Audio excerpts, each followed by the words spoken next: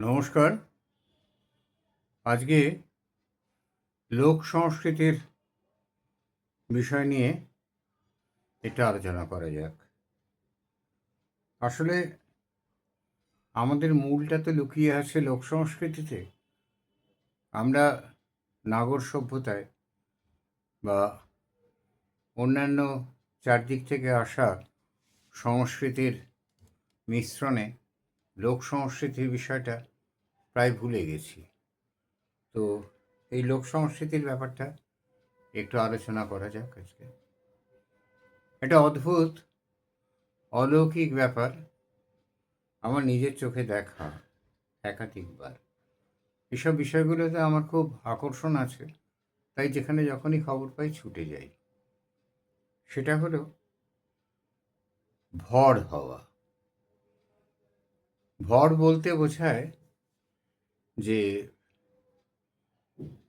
শীতলা, মনসা, ওলাবিবি, এই সমস্ত কালী, শিবেরও ভর হয়। কৃষ্ণের ভর আমি কখনো শুনিনি, আর রাধারানীর ভর তো প্রশ্নই ওঠে না। তো এই সমস্ত দেবদেবীরা কোনো একজন মানুষকে মাধ্যম করে তার উপরে তাকে প্রভাবান্বিত করেন, এবং সেই সময় সে যা বলে অভ্রান্ত, তার মুখ দিয়ে ঈশ্বরের বাণী প্রকাশ পায়। সত্যি মিথ্যে জানি না, কারণ মিলেছিল কিনা জানি না, তার পেছন পেছন গিয়ে তো জেনে আসেনি। ভর হওয়ার জায়গাটা দেখতে যেতাম। অদ্ভুত শারীরিক ক্ষমতা থাকতো এদের। মাথা চালা বলে, মহিলাদের ভর বেশি হতো, পুরুষ কম, খুবই কম, হাতে গোনা যায় দু একজন। তো মহিলারা মাথার চুল, এলো চুল, সাবান দিয়ে ফোলানো, সব জিনিসেরই তো একটা কস্টিউম আছে, মেকআপ আছে, এরাও সেটা নিতেন। কপালে সিঁদুরের টপ্পা, বিরাটভাবে ফোঁটা কাটা, গেরুয়া বসন, কেউ কেউ লাল পাড় সাদা শাড়িও পরতেন, খুব কম। গেরুয়া বসন, সব মিলিয়ে বেশ একটা আকর্ষণীয় চেহারা করে তোলা হতো। তান্ত্রিক ঘেঁষা বিষয়, রক্তবর্ণ কাঁসায় পড়তেন কেউ কেউ। তারপরে এরা মাটিতে আসন পেতে বসে খোলা জায়গায়, ঘরের মধ্যেও ভর দেখেছি, সেটা পরে বলছি। খোলা জায়গায় এরা মাথা চালতেন, আর খোলা চোখগুলো বড় বড় রক্তবর্ণ হয়ে উঠত। চুল চারিদিকে আলুলায়িত কুন্তলা, চারিদিকে চুল খেলা করছে নানাভাবে। সেই অবস্থায় এরা মাথা চালতে চালতে আমার মাথায় এরমভাবে ক্লকওয়াইজ অ্যান্টি ক্লকওয়াইজ ঘোরাতেন বাবা, এখন পারবো না দেখাতে। তো এরমভাবে ঘুরিয়ে বেশ কিছুক্ষণ করার পরে লোকজন এসে জমে যেত। তারা ওই বলতেন যে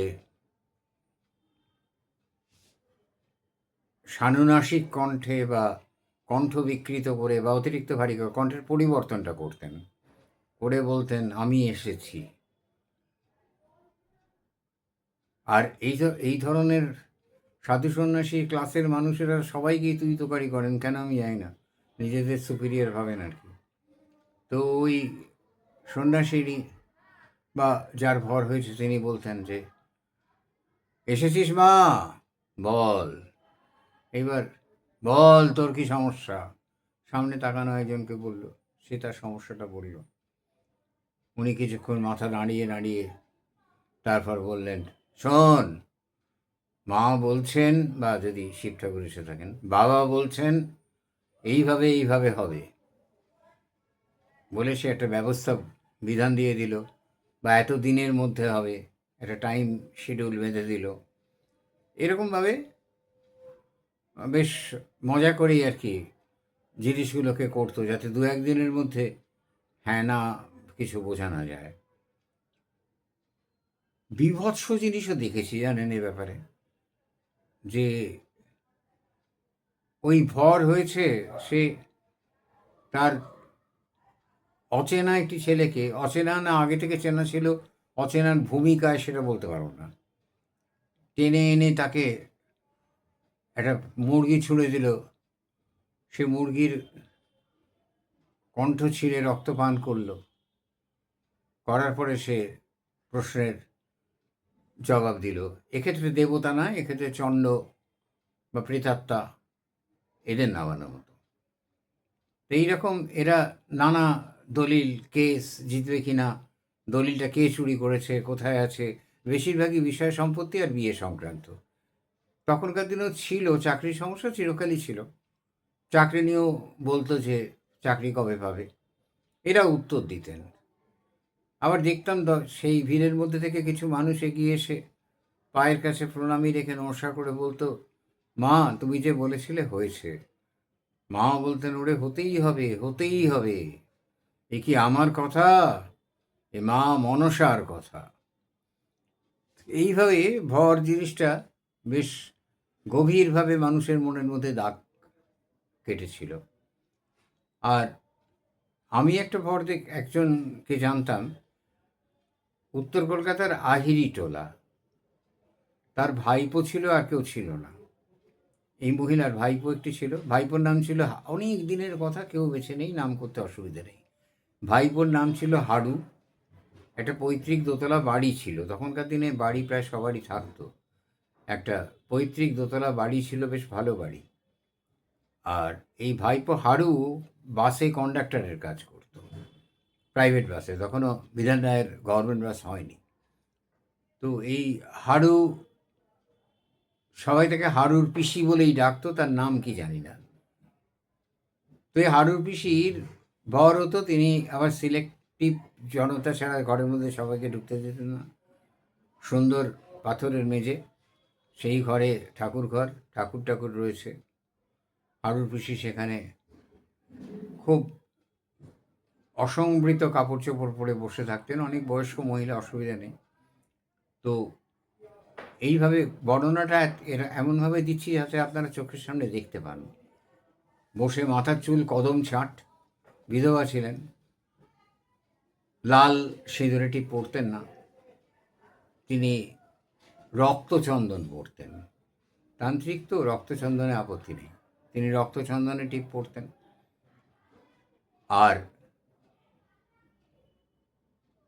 কিছুক্ষণ মূর্তির দিকে কানটা এরম করে রেখে তারপরে বলতেন, শোন, তোকে একটা রুমাল পরা দেবো, 5 শিকে লাগবে। তখনকার দিনে 5টা শিকই যথেষ্ট।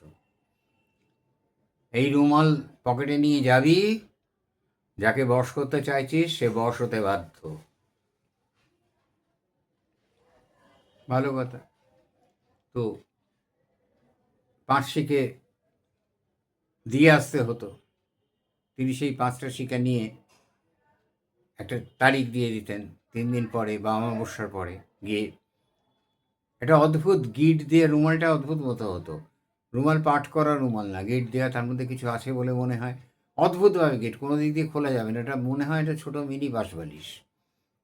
সেটা তার হাতে দিতেন, দিয়ে বলতেন যে এইটা পকেটে নিয়ে যাবি, সমস্ত বাধা বিঘ্ন কেটে যাবে। আবার হারুর পিসি কাউকে কাউকে একটা মন্ত্র কানে বলে দিতেন, কি মন্ত্র শুনতে পাইনি কোনো দিন, কানে বলে দিতেন, দিয়ে বলতেন, উত্তর দিকে মুখ করে বসে সাদা কম্বলের আসনে 7 গ্রাস ভাত খাবি, 7 বার এই মন্ত্র বলে তোর বাধা বিঘ্ন সব কেটে যাবে। কারুর কাটতো কিনা জানি না, তাই প্রচুর লোক যেত। এইরকম ভর কলকাতা শহরে আরও 2-1 জায়গায় হতো, এখন আর দেখা যায় না। এখন হয়তো গ্রামাঞ্চলে গেলে দেখা যায়। আমি খোদ সাদার্ন এভিনিউতে মাঝখানে যে বুলেভার্ড ছিল, এখনও আছে কিছুটা, সেই বুলেভার্ডের ওপরে বসে একজনকে এরকম ভর হতে দেখেছি। তবে তিনি বেশি দিন চালাতে পারেননি, কয়েক শনিবার দেখেছি, তারপরে তিনি সেখান থেকে আর তাকে খুঁজে পাইনি। তো এই অদ্ভুত একটা অলৌকিক জিনিস, এমনকি এটা অনেকেই বিশ্বাস করতেন সমস্ত মন প্রাণ দিয়ে। ভর হওয়া, জল পড়া, তেল পড়াও দিতেন এরা, নুন পড়া, সেগুলো খাওয়ালে বাচ্চাদের অসুখ সেরে যেত। অসুখ এমনিতেই সারত। আর ওই 3 দিন বা 4 দিন যে স্প্যান দিতেন তার মধ্যে অসুখ এমনিতেই সারত। চণ্ড নামানোর একটা ব্যাপার ছিল। এমনকি যদ্দূর মনে পড়ছে ঠাকুর শ্রীরামকৃষ্ণের কোনো বইতে আমি এই চণ্ড নামানোর কথা পড়েছি। চণ্ড নাকি ঠাকুরকে বলেছিলেন, সাধু অত সুপুরি খাও কেন? সুপুরি কাম বৃদ্ধি করে। শ্রীরামকৃষ্ণ এই কথা শুনে সুপুরি খাওয়া বন্ধ করেছিলেন। সত্যি মিথ্যে বলতে পারবো না, তবে ভর দেখেছি বিভিন্ন অঞ্চলে, বিভিন্ন জায়গায়, কলকাতায়, চিৎপুরের এটি বিখ্যাত কালীবাড়ি, নাম করব না, এখনও আছে। তো জানি না সত্যি মিথ্যে, জানি না কী হয়, তবে এটি একটি লোক সংস্কৃতি এবং গ্রাম বাংলায় এখনও এই লোক সংস্কৃতির প্রতি মানুষের অসম্ভব বিশ্বাস। এই লোকায়ত পূজা বা অলৌকিক বিষয়টা মানুষ এখনও পালন করে। নমস্কার।